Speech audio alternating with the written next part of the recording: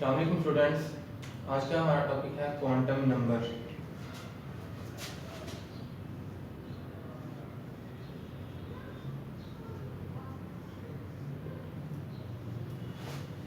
Quantum number quantum number क्या होता है?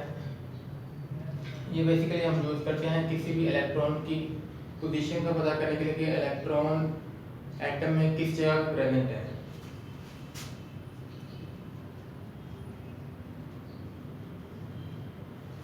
पोजीशन ऑफ इलेक्ट्रॉन,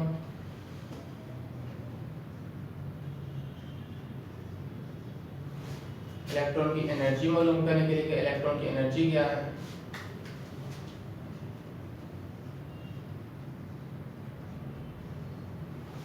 और इलेक्ट्रॉन किस ऑर्बिटल में प्रेजेंट है। ये चीज़ें हम देखते हैं। फॉर एग्जांपल हम कहते हैं कि इलेक्ट्रॉन फिफ्थ शेल में प्रेजेंट है।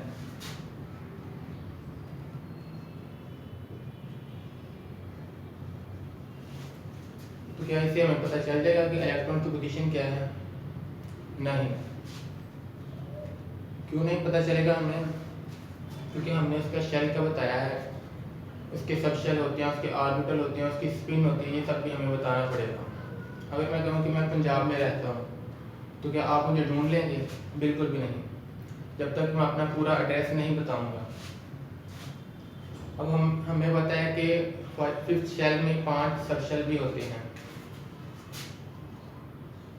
5s, 5p, 5d, 5f और 5g। तो क्या इससे हमें पता चल जाएगा कि इलेक्ट्रॉन किस जगह पे प्रेजेंट है? बिल्कुल भी नहीं। हम कहते हैं कि इलेक्ट्रॉन 5d में प्रेजेंट है, हमें फिर भी पता नहीं चलेगा क्योंकि d के आगे 5 ऑर्बिटल्स होते हैं।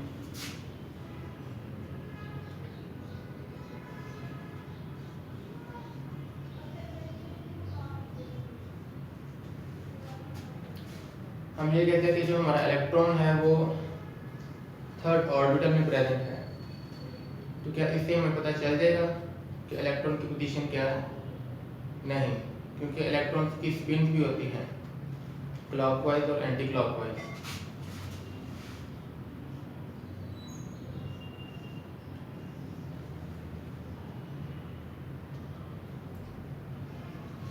हम कहते हैं कि हमारा इलेक्ट्रॉन फिफ्थ शेल में है, उसके 5d सब शेल में है, उसके थर्ड ऑर्बिटल में है और उसकी स्पिन पॉजिटिव है, मतलब कि क्लॉकवाइज है।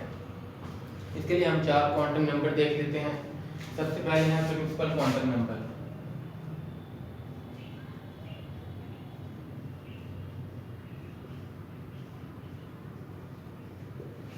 Principal quantum number principal quantum number को हम प्रिंसिपल एनर्जी लेवल भी कहते हैं। तो ये हमें बताता है कि शेल के बारे में। शेल क्या है? प्रिंसिपल क्वांटम नंबर को हम n से रिप्रेजेंट करते हैं और इसकी वैल्यू होती है 1, 2, 3, 4, 5 एंड सो ऑन। इसके अलावा हमारा दूसरा क्वांटम नंबर है एजीमुथल क्वांटम नंबर।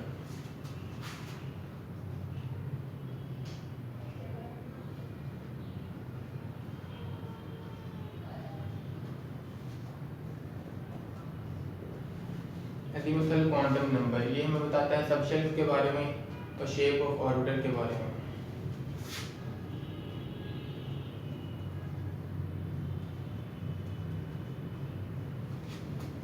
इसे हम L से डिनोटेड करते हैं। इसकी वैल्यू होती है 0, 1, 2, 3, 4, 5 एंड सो ऑन। इसके बाद हमारा तीसरा क्वांटम नंबर है magnetic quantum number.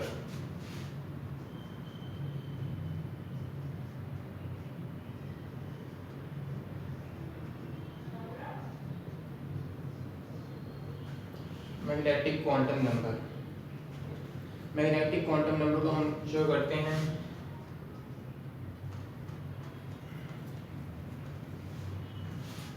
Magnetic quantum number को हम -L और +L से शो करते हैं।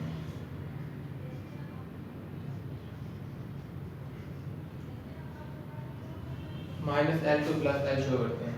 उसके बाद हमारा चौथा क्वांटम नंबर है स्पिन क्वांटम नंबर।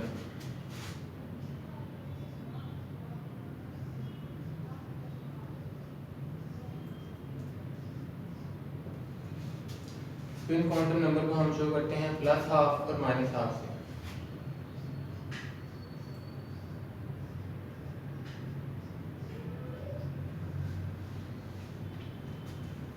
क्लियर? अब इसके लिए हम इन सब की वैल्यूज देख लेते हैं। हमने कहा कि और हमारा इलेक्ट्रॉन 5th शेल में है तो उसके लिए n की वैल्यू होगी 5। हम इधर लिख देते हैं n = 5। हमने कहा जी इलेक्ट्रॉन 5d में प्रेजेंट है तो इधर देख लेते हैं हम। s के लिए वैल्यू होती है 0, p के लिए होती है 1, d के लिए 2, f के लिए 3, g के लिए 4 और h के लिए 5। हमने कहा जी हमारा इलेक्ट्रॉन 5d में प्रेजेंट है। हमने d कहा तो d के लिए l की वैल्यू है 2 तो हमने लिख दिया l = 2। क्लियर? उसके बाद हमने कहा जी l की वैल्यू 2 है तो हमने कहा जी इसका मैग्नेटिक क्वांटम नंबर क्या होगा। मैग्नेटिक क्वांटम नंबर को हम m से जाहिर करते हैं और स्पिन को हम s से। तो इसके लिए m की वैल्यू क्या होगी? जैसा कि हमने पहले कहा कि m होता है -L2 + L। तो l की वैल्यू हमने 2 लिया तो हम यहाँ लिखेंगे -2 -1 0 +1 एंड +2।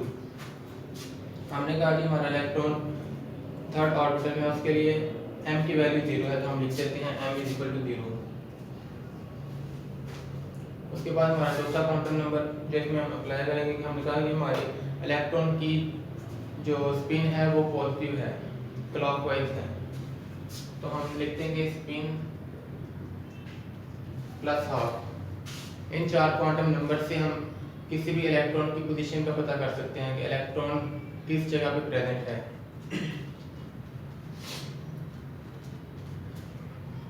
क्लियर हो? अगर हम ये कहें कि n की वैल्यू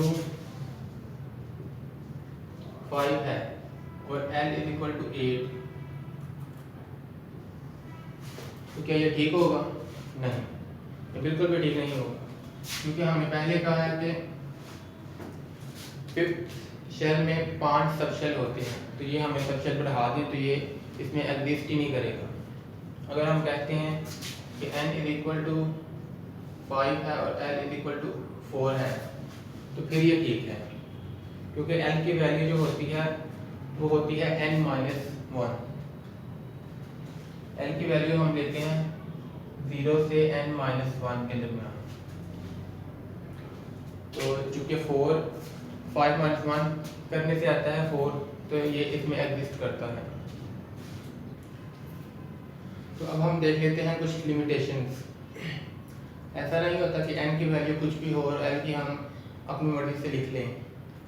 n की वैल्यू जब हमने अपनी मर्जी से लिख ली तो उसके बाद l पे लिमिटेशंस आ जाएंगी। देख लेते हैं। अगर हम कहते हैं कि n की वैल्यू है 5 और l की वैल्यू है 7 तो क्या ये ठीक होगा? नहीं, ये बिल्कुल भी ठीक नहीं होगा। क्यों? क्योंकि n की वजह से l के ऊपर लिमिटेशंस आ गई है। l की वैल्यू हमेशा 0 से n-1 के दरमियान होगी। तो कैसे? हमने कहा कि n की वैल्यू है हमारे पास 5। लेट्स सपोज हम ले लेते हैं कि n की वैल्यू है 3 और l की वैल्यू क्या होगी? n की वैल्यू की वजह से हमारे पास l की वैल्यू के ऊपर लिमिटेशंस आ गई। तो जैसा कि हमने बताया कि l की वैल्यू 0 से n-1 के दरमियान होती है तो l की वैल्यू होगी 0, 1 एंड 2 और m की वैल्यू होती है -l से +l के दरमियान।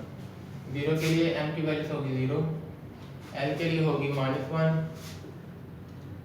0 एंड +1,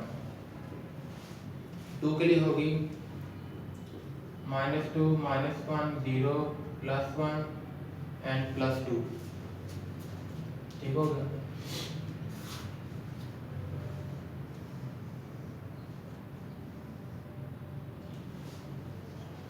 इसके लिए वैल्यू होंगी 2l+1 और ये n की वैल्यू होगी n का स्क्वायर। हमने n की वैल्यू ली थी तो इसकी वैल्यू आएगी आगे 9th वैल्यू n। अब इन सब के लिए s की वैल्यू होगी +½ भी होगी -½ भी होगी। 0 के लिए भी s की वैल्यू +½ -½ 1 के लिए भी 0 -1 के लिए भी +½ -½ 0 के लिए +½ -½ और -1 के लिए +1 के लिए भी -½ और +½ और ऐसे इन सब के लिए भी +½ और -½ इसकी वैल्यूज होंगी। क्लियर हो गया। इसके बाद हम देख लेते हैं polish exclusion.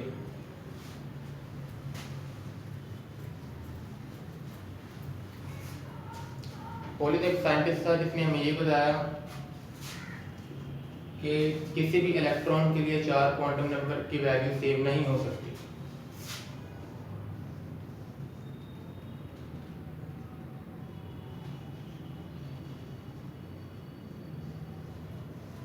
Polish exclusion. Polish ने कहा था कि किसी भी इलेक्ट्रॉन के लिए 4 क्वांटम नंबर की वैल्यू सेम नहीं हो सकती। जैसा कि मैं कह रहा हूँ कि मैं इधर खड़ा हूँ और एक और बंदा भी मेरी ही जगह पे खड़ा है, तो ये बिल्कुल गलत है। या वो मेरे लेफ्ट साइड पे खड़ा होगा या वो मेरे राइट साइड पे खड़ा होगा। इसी तरह किसी भी एक इलेक्ट्रॉन की जगह उसका दूसरा इलेक्ट्रॉन नहीं हो सकता। इसलिए पॉलिश एक्सक्लूजन पॉलिश ने हमें बताया था कि एक इलेक्ट्रॉन के लिए क्वांटम नंबर 4 क्वांटम नंबर की वैल्यूज डिफरेंट होगी। इसके बाद हम एक छोटा सा रूल देख लेते हैं, n+l रूल।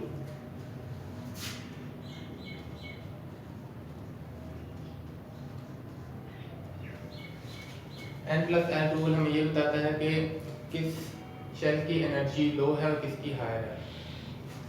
एक एग्जांपल देख लेते हैं हम। 3d और 4s को हम पहले फिल करते हैं, 3d को बाद में। ऐसा क्यों? इसके लिए n+l की वैल्यू देख लेते हैं। 4 + 0 = 4। s के लिए वैल्यू होती है, l की वैल्यू होती है 0। s के लिए l की वैल्यू होती है 0 और d के लिए होती है 2। 3 + 2 = 5। जिसके लिए n+l की वैल्यू कम होगी उसे हम पहले लिखेंगे, जिसके लिए n+l की वैल्यू ज़्यादा होगी उसे हम बाद में लिखेंगे। अब एक और केस देख लेते हैं जिसमें n+l की वैल्यू सेम आ जाए, तो फिर हम क्या करेंगे। फॉर एग्जांपल हम कहते हैं जी 4p है और 3d है। हमें बताएं पहले किसको फिल करेंगे, बाद में किसको फिल करेंगे। तो n+l की वैल्यू देख लेते हैं हम। 4 + 1 = 5, 3 +